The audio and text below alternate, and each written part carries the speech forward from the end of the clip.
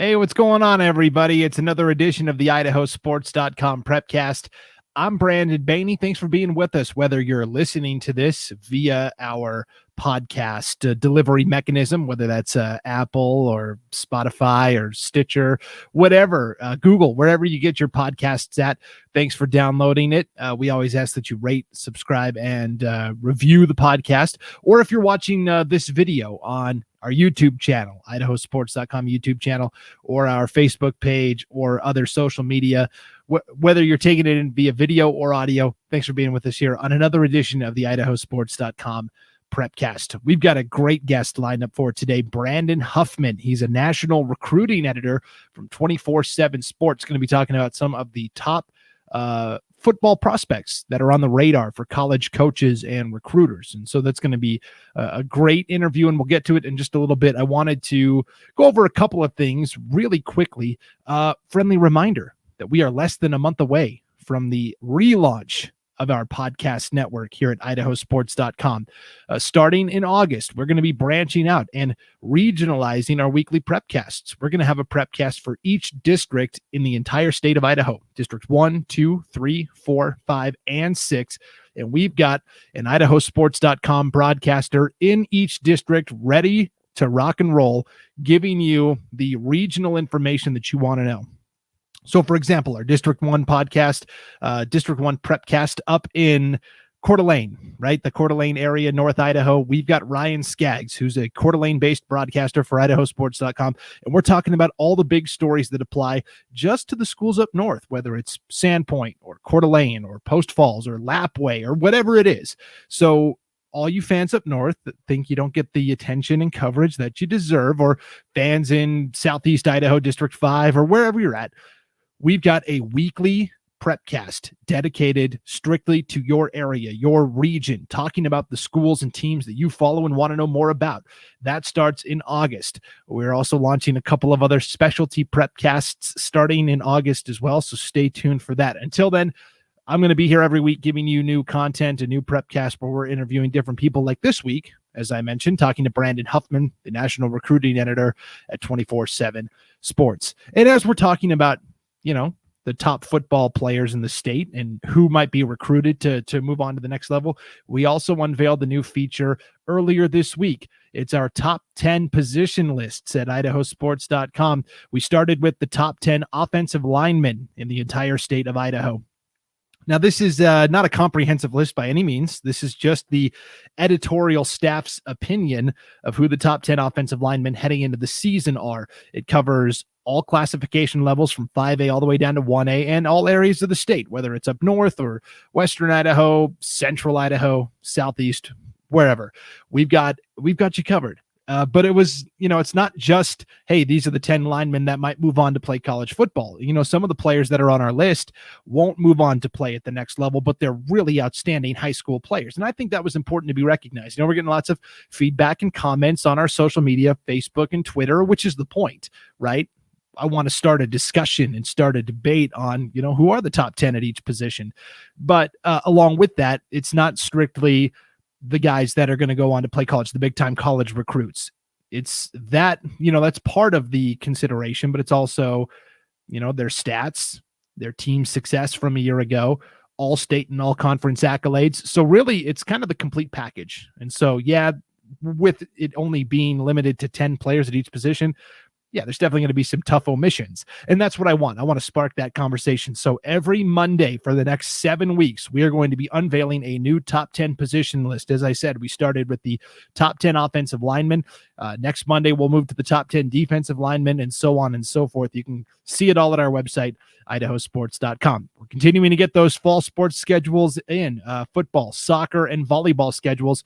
So we're kind of just doing it as we get the schedules from each individual school. So, maybe once a week, couple times a week, check back to IdahoSports.com and see if your favorite team's schedule has been uploaded yet. So just because it's the off season here at IdahoSports.com, it doesn't mean that we're not busy. We're going to be super busy this weekend, broadcasting some of the Oregon All-State games. Yeah, I know it's IdahoSports.com, but especially on that western and northwestern, side of the state, we bump right up against Oregon. And so there's a lot of familiarity between Oregon fans and Idaho fans when it comes to football. And we're going to be bringing you the all-state Oregon games, not just this weekend, but also on the 24th as well. So that's going to be this Saturday, and you can get all the details online at IdahoSports.com. All right, that's enough of me blathering on here. Let's get to our guest today. It's Brandon Huffman, the national recruiting editor from 24/7 Sports. Now, we recorded this conversation late last week,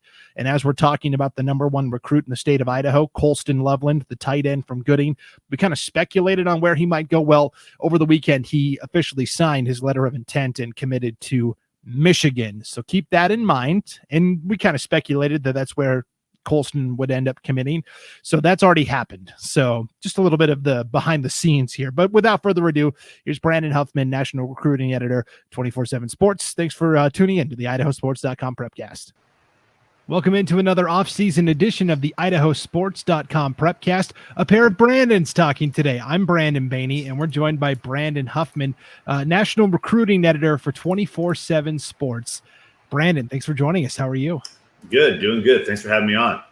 And this is like at IdahoSports.com, this is kind of our off season because we are primarily involved during the high school sports season. But for you, this is kind of like almost your busiest time of the year, right? I'm looking forward to this off season that everybody else seems to get to experience but me.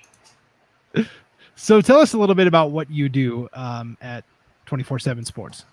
So my role is the national recruiting editor. So what I primarily am in charge of covering is the recruiting process. You know, it's not just evaluations and stars. I think people think that's all we do all day is watch film. Yes, we watch a lot of film. Yes, we go to a ton of events, but my job is to cover the recruiting process. Which schools are recruiting which players are leaning towards which schools, visiting those schools, how those visits went, how they perceive schools that have offered him to be as a factor in their recruitment. It's talking with schools to find out how those visits went that they hosted recruits and how they feel about their chances. So the recruiting angle, the recruiting coverage is largely what my job entails. But in addition to that, there is also the evaluation side. There's the rankings and stars, which everybody seems to focus on and really see, when at the end of the day, I'm much more concerned with where a player is going to end up, which school he's going to select, which school he's going to choose, which school is recruiting him, more so than what their evaluation or ranking is. Yeah, a lot of times, and we're talking mostly football today, football recruits as we get into the summer and get ready for another season of Idaho high school football. We'll tell you a couple of guys to keep an eye on as the season progresses. But yeah, you mentioned it, the star ratings and the rankings in terms of state and national and region, those are nice, but how many times do we see like a lightly regarded prospect go to a big time college and might be a 2-star recruit or a 3-star recruit and turn into like an NFL player?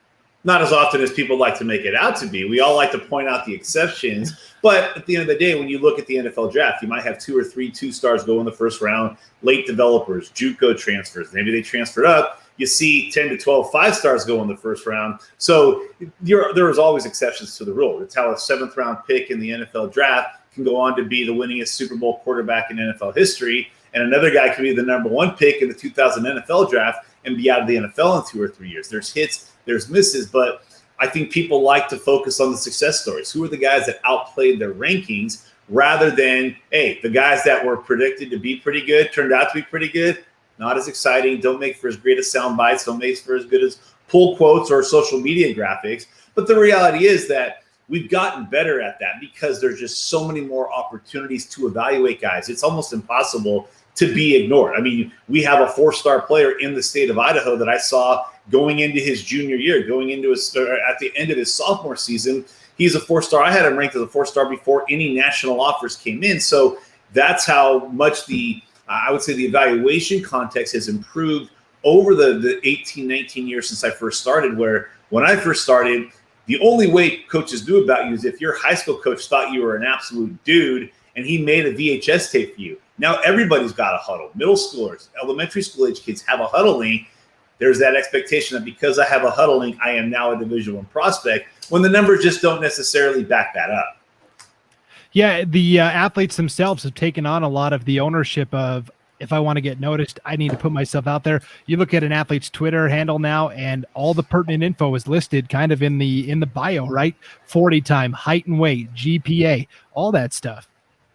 I think what's really become kind of the factor, and this is what I hear about from a lot of people, well, he's not really getting the exposure that he's due. I'm like, well, a lot of time exposure is self-made. You have to create it yourself. You can create it. There's a recruit I covered about 10 years ago. He actually works for a good friend of mine now, and he talked about playing at a Pac-12 school. And I'll never forget, even the school that signed him said, there has been nobody that basically spoke their own recruitment into existence more than him, because the kid marketed himself so well, ended up signing with the Pac-12 school. He never played a down at that school, but got a degree, won a Pac-12 or was a part of a Pac-12 division championship, all because he knew how to market himself. Well, now everybody's marketing themselves. So what's the way you're kind of making yourself unique? What's the niche that you're showing for yourself to get the attention of college coaches? And so that's the thing. If you're not getting exposure, it's largely because you're not exposing yourself to the people that matter, i.e. college coaches.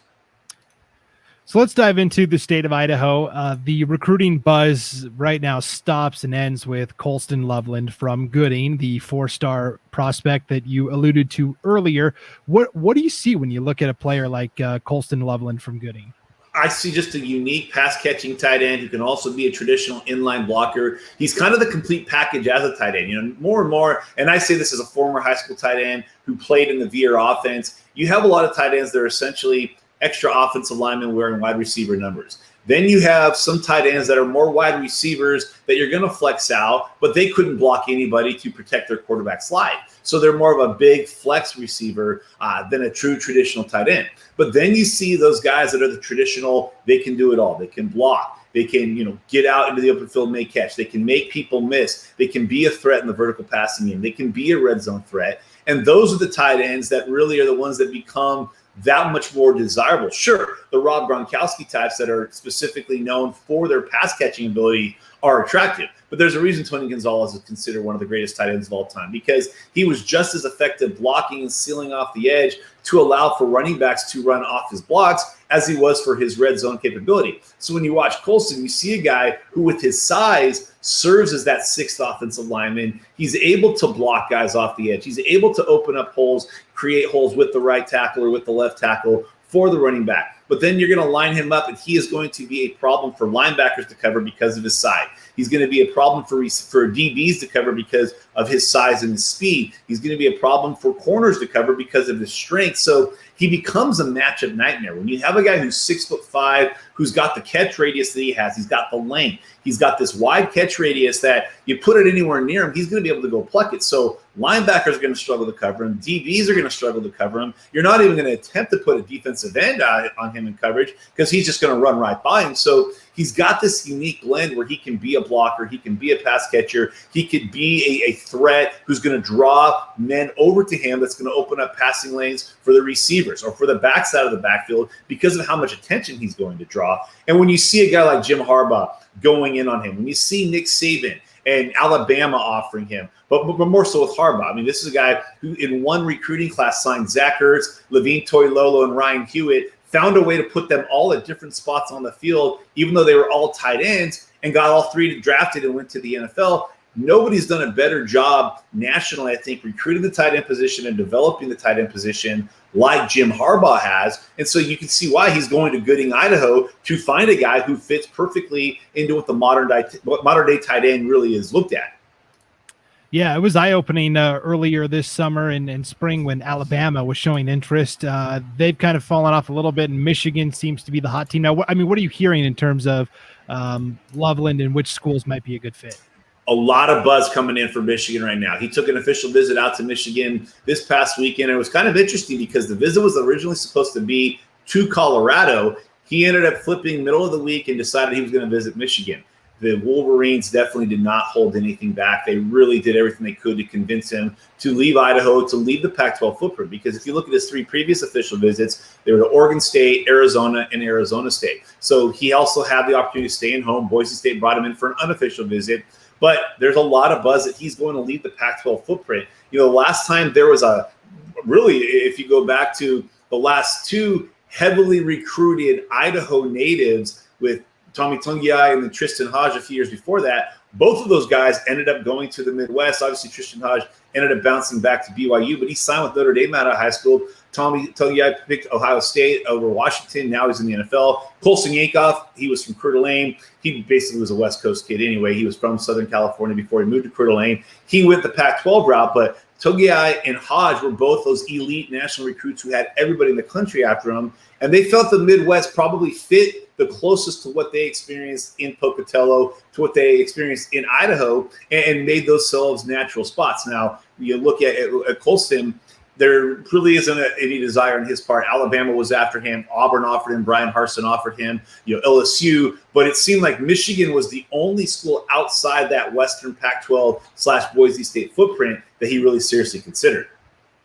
Yeah, it is. It doesn't happen often where Idaho players leave, like you said, that Pac-12 Mountain West footprint in terms of going over to the other part of the country. Let's talk about he's a 4-star recruit. How often does Idaho have a recruit that's 4 stars or higher? Well, I think I just named 2 of the most 3 recent. The other one, and I mentioned Colson Yankoff. So really, you go back to probably about the 2014, 2015 class, and there's been 4. You've had Tristan Hodge, who ended up being a starter at BYU. You had Talon Togi, who was a key part of Ohio State's 2 playoff teams, including one that played for a national championship. Colson Yankoff, I think injuries and the transfer never really have gotten him on track at Washington or at UCLA. But now you have Colston Loveland, who is kind of a unicorn, if you will, because he is that 4-star guy. And in a time where the pandemic really wreaked havoc on exposure, it was him going to a camp in Washington last summer that I happened to be at, that my son was working out at, that I got my chance to see him. And it was more than just the film evaluation. It was able to get those eyes on him and verify he's this tall, he's this big, he weighs this much, he runs this well. And I think that has helped him, because nowadays, if there's no camps and no opportunity for Idaho kids to get to, it's harder for those guys to get recruited. And it's certainly harder to get recruited by national programs. Yeah, let's talk about last year. It was weird because of the pandemic and college coaches couldn't even come make visits. And so how much has the landscape changed now that we're kind of past the pandemic and slowly getting back to normal? I still think the 2022 class is paying for the sins of the pandemic. And what I mean by that is that it's so late in the cycle that even when the dead period ended at the end of May and the quiet period took over in June and camps were available, unofficial visits were available, official visits were available, so many schools had their recruiting board set since December. With the early signing period now, more and more players are deciding earlier. You're seeing far less players wait till February. And with the pandemic, we had an all-time record high of how many early commits between last April, May, and June were happening. Schools were panicking. Players were panicking. So guys were committing earlier because there was no certainty to when the NCAA would open schools up. Well, as a result of those early commitments from the 2021 class, 2022 recruiting boards were starting to get set much earlier. So quarterbacks, sight unseen. A lot of these quarterbacks have literally never had a coach watch them throw up until now. Last year, at least with the 2021, coaches could watch them throw in January if they wanted to. They were probably more likely to be at camps going into their junior years before the pandemic. But now quarterbacks in this class would have been going into their sophomore years the last summer that there was available for camp. So the 2022 class has essentially been behind the 8 ball more than the 21 class, in my opinion, because they lost not one spring evaluation period, but 2. Then they lost last summer when it's really that time to get yourself on the map. And so a lot of these 22s are going to camps, but coaches are already filling up at positions, and they're really looking to 2023. And we haven't even gotten into the NCAA transfer portal and how much that's affecting recruiting classes. That's a big factor, and also everybody getting an extra year essentially of eligibility because of the pandemic is creating roster crunches, I know, at a lot of big programs as well. So yeah, it's going to be a mess, I think, for at least 2 or 3 more years until we kind of get it all smoothed out. Let's talk about, we talked about Colston Loveland, the 4-star tight end from Gooding. Who are some other guys in Idaho that are at the top of the leaderboard for recruiting? Tiger Adolfo is the number 2 player in the state right now. He's out of Rigby, helped them win a state championship. Originally from Kahuku, the North Shore school in Hawaii, probably the best public school in the state of Hawaii. But when Hawaii pulled the plug on the season, a number of players, if Kahuku had a season last year with the amount of players that left Kahuku High School. We all know St. Louis High Schools, where Marcus Mariota went or Tua Tagovailoa, but Kahuku has been that public school power. They had probably 8 to 10 guys that would have normally played for them go to states their football was being played. Rigby, Idaho is the recipient of some. Utah got a lot of those players. But Tiger originally came from Kahuku, went to Idaho, was actually, I think, in Boise before he ended up at Rigby. He has offers from Kansas and Hawaii. Ethan Makita out of Eagle, Idaho, one of my favorite players to watch this spring right behind him. You've also got a guy that I got a chance to see for the first time this past weekend when I was at the Rare Showcase in Boise, and that's Tal Johnson out of Thunder Ridge High School from Idaho Falls. I believe he was the state 100-meter champion and may have been the 200-meter champion, but the fastest kid in the state of Idaho. He's a quarterback by trade. That's the position that he plays for his team. But watching him at the Rare Showcase as a receiver, he looks like a natural route runner. He's got big sky offers, but I think as he has been much more open to playing receiver, that's going to open up his recruitment immensely. He might end up being a top 3 or 4 player in the state of Idaho when it's all said and done. So how do coaches evaluate a player like that, a guy that's going to play quarterback for his high school team but isn't going to play quarterback necessarily in college? Is it strictly through camps and things like that?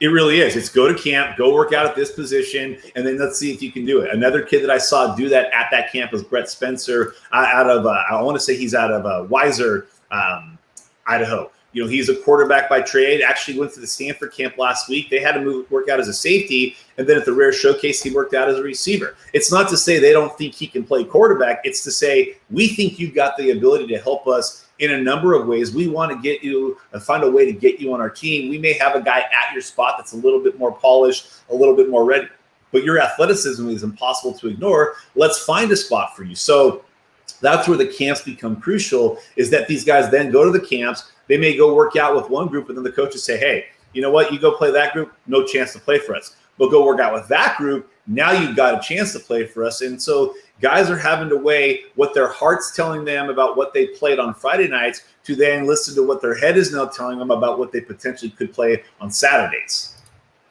Let's talk about a couple of other recruits here that you've got listed in the top 10. Bruen Fleshman, number 4 on the latest list.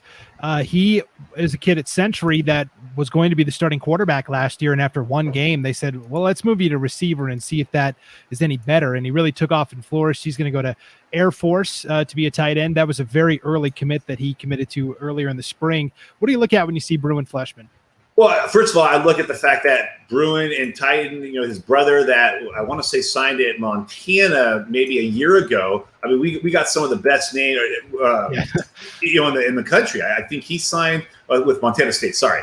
So first of all, that's some of the best names that you're going to find. But you see a guy who's got kind of what Air Force is looking for. You know, a guy that can be a really good blocker. And for a guy who was a quarterback to develop an ability to block, it's not easy. As I said earlier, you know, being a tight end in a veer, you know, blocking is not something that just overnight you're good at. You have to develop at it. And when you go to Air Force, if you go to Army, you go to Navy, you go to any of the service academies, those are run-heavy programs. And part of the reason they go run-heavy is because they don't get the depth of talent that the national programs do. So they have to have kind of a niche to what they do. Well, you know, if you're going to Air Force as a tight end, you're going to be called upon to block, but you're also going to be, as that tight end, a big feature part of the offense. So, you know, being a tight end at a service academy is like being a tight end at a Jim Harbaugh offense. You become the focal point of the passing game. You're not going to see a lot of receivers going deep, running posts, running goes, running sluggo routes, trying to get wide open. That's just not the way that the offense is being ran. The quarterbacks are typically going to be dual threat guys that can run more than they can pass, or running is a better aspect of their game. So they're not going to be these big arm guys that are going to go 50, 60 yards. They're going to want to be those short intermediate route passers that are going to find guys that are 6'4", 215, 220. And I think with Bruen, you get a guy that's going to be a threat in the Mountain West in the vertical passing game because he does have that quarterback background. He's got the size, the length to be a pass catcher, but he's going to be utilized as a bigger part of that passing offense than maybe he would at other schools that have receivers that can go. They have quarterbacks that can get the arm down there. So I really like what he did. And like you said, he made that commitment early on. I think his recruitment would have seen a bigger bump too had he waited through the spring, gone to some camps, see it. But when you have a brother go through the recruiting process, you become a little bit more knowledgeable about how things work and what coach speak really is like. And when a coach says, oh, we want to get you in camp, that's usually code word for saying, we're not that into you, but hey, come back in a few months. And if we miss out on some targets, then we'll turn around to you. Some guys are just smart enough to see through and say, this is where I want to go. The education you're going to get at Air Force, the long-term alumni association, there's a lot of things that weighed heavily for them. It's not too far from home. Jonathan Himmelbach's the tight ends coach at Air Force. He's been around. He's coached in the Pac-12. He's coached in the ACC. He's been in the Mountain West. And I think that's a great pickup and a great partnership there between Bruen Fleshman and Air Force. Almost everybody in your top 10 pretty much decided football is going to be what they pursue. But Jack Payne, who was at Boise High, he's now transferred to Owyhee, the brand new high school that is opening this fall. He is getting football looks, but the basketball offers have really started to heat up as well. He's had 3 Division I offers just this week, including from the Idaho Vandals in state. So with a player like that, how much do college coaches invest in a kid knowing that he may pursue a different sport in college? Well, and I think to give it a little bit of context too, I look at this year's class, the 2021 class. The number 1 ranked player in the country is a kid named JT Tuimoloau, who is still yet to make a decision. In 6 guys in his class were on campuses 6 months ago, but he's also a basketball player. Oregon and Washington, 2 of his final 5, have offered him specifically just to play basketball. If he didn't want to play football, they would give him that opportunity. But there's also the understanding that you're going to that school to play football first. You're not going to play basketball until football season's done. When you're a quarterback, it's even that much more difficult. The last time I can remember, it wasn't too long ago, actually. It was last year. Drew Carter out of the state of Oregon ended up signing with Colorado as their quarterback, but he's also a point guard. And Tad Boyle said, you can play basketball. His AAU basketball team had JT on it, had Paulo Bonchero, who's the number 2 player in the country for basketball, going to Duke. But it's easy to say when you're a senior in high school, I'm going to go play football and basketball. It's a lot more difficult to do. Now throw in being a quarterback. Do you really want to be playing basketball when you should be getting ready for the offseason? So I think it's admirable that some guys kind of say, I'm going to focus on hoops rather than I'm going to do both, because when you're a quarterback, you really are the only player at your position that a school is going to bring in any one class. So with these offers for basketball and not for football, he's seeing where he's a priority. He's seeing that there's a likelihood he plays as a true freshman. And so I can see him going that route and having that opportunity. But having said that, I've been doing this a long time. I've seen a lot of guys that they think that they're a basketball player and their size may not be conducive to the wear and tear at that position. So, and I'm not saying this about Jack. I'm just saying this about a lot of basketball players in general. If you like living in Prague, the Czech Republic, in the middle of November while you're playing professional basketball overseas, a lot of times that's where 5'10" point guards end up. Instead of being a 5'10" corner or a 5'10" slot, or let's say you're a 6'5" defensive end, but now you're a 6'5" power forward. Hey, you can still make a nice living in Europe, but you can make a great living as a 6'5" edge rusher playing on Sundays. Definitely. And yeah, Jack Payne definitely closer to that 6'5" than that 5'10". So let's talk about real quick. There's 3 Division I colleges in Idaho: Boise State, Idaho State, and Idaho. How are their classes looking? I know Boise State always does well, but Idaho and Idaho State are trying to find their footing in the Big Sky Conference, having a tough time, but how are they looking? Well, here's what's fascinating. First of all, like you said, Boise State, they're always going to get their guys. I've said this for 12 years since they won their first Fiesta Bowl. They're essentially the Gonzaga of college football. They're going to recruit above their weight every year. They're going to punch above their weight class every year. And now you bring in Andy Avalos back, and obviously his fondness for his alma mater, his ties, but more importantly, his last 2 years having been at Oregon, which has been recruiting among the best programs in the country, now having been a part of what does Oregon do differently to compete against the USCs, against the Washingtons that are in bigger cities, that are in bigger fertile recruiting grounds. Now he's bringing that back to Boise, but he's also bringing some coaches with them that have some connections and ties around the West. So I think Boise State's always going to be at the top in the Mountain West. In the years that they're not at the top, it's simply a numbers game. They won't sign as many as everybody else, but I think they're running on about 12, 13 years in a row where they have the average rating highest in the Mountain West per recruit. They're still signing the best quality in the class or in the conference each and every year. What going to Idaho and Idaho State, what's been really fascinating is ever since Idaho went back down to the Big Sky, Idaho State has really ramped up their own recruiting efforts. Idaho has always been visible on the West Coast, and especially in the Northwest, but I've seen more and more Idaho State offers going to not just players in state, but to going to players outside the state of Idaho, as if they're trying to say, hey, we were in the big sky before you guys came back. This is our territory. And even though Idaho has we were an FBS program, you were an FCS, Idaho State has known kind of their role. They know where they sit. So it's been kind of fascinating to watch those two schools recruit against each other in state, to see them recruit out of state. It's very rare to find an in-state kid that does it. If he's got an offer from one, he likely has an offer from the other.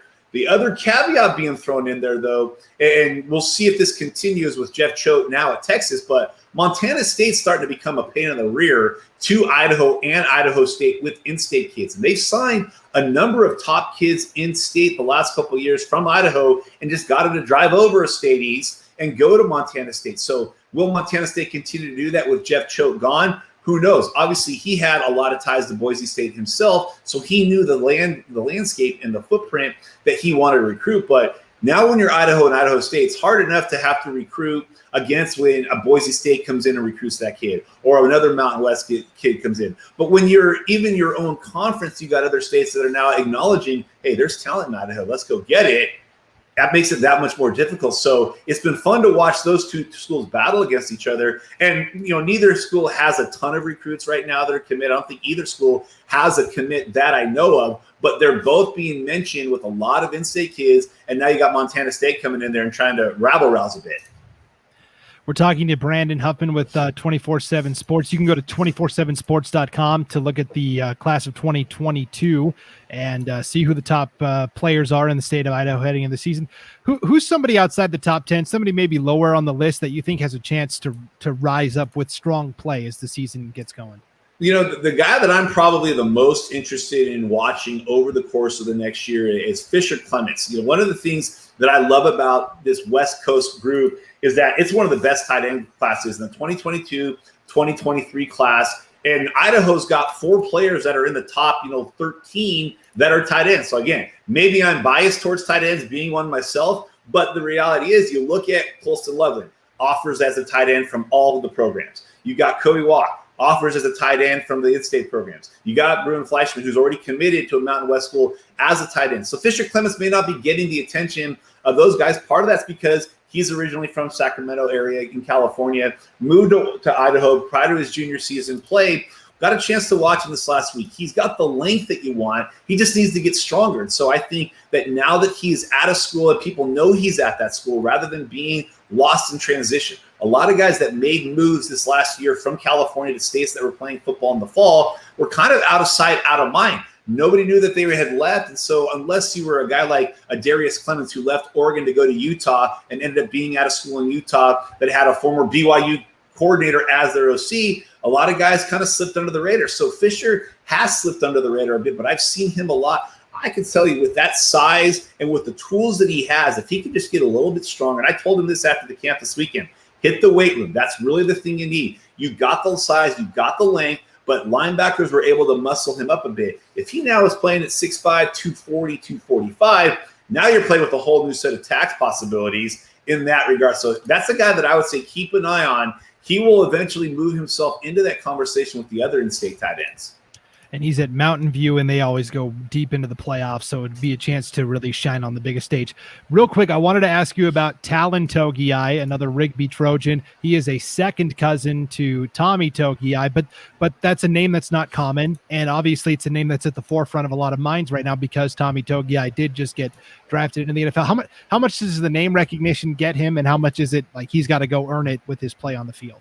Well, that's a good question because I think early on that name recognition helped with some of his early recruitment, but then he's kind of gone under the radar. Nobody's seen him at any camp, so now those offers might become a little bit more difficult to land because has he developed in the offseason? Is he really 6'6"? Is he really 290 pounds? Or is he 6'4", 270? I mean, I'm not saying that he's one way or the other, but that's why coaches want to see these guys without the ability to go on the road during the evaluation period. Are essentially saying, get to these camps so we can eyeball you. You look a year ago, Luke Togi, another Togi, had early offers, but then as the pandemic hit, he kind of fell out of people's radar, and he ended up not signing anywhere.